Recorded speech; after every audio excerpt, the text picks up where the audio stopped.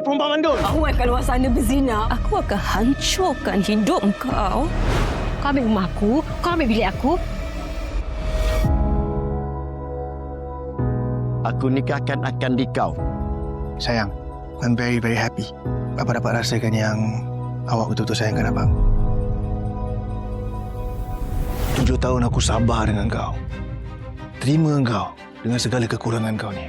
Kalau aku nak arakkan kau, sampai ketua lah aku tak ada cucu. Kau tu mandul.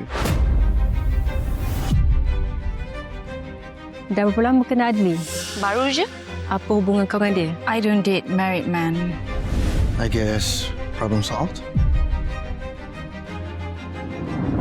Daripada Adli bawa dia ke hulu ke hilir tak dikatan, baik nikah, halalkan terus. Itu memang sebetul-betul dan sebaik-baiknya.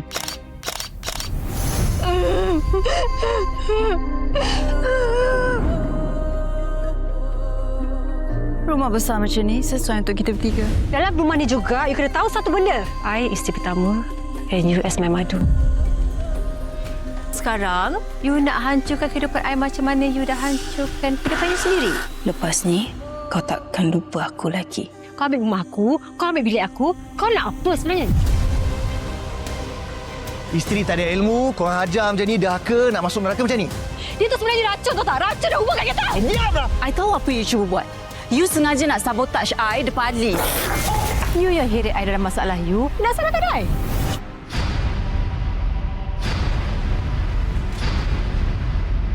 Kalau you tak muncul dalam hidup I, semua ni takkan jadi langsung tau tak? You takkan boleh lari selamanya, Zura.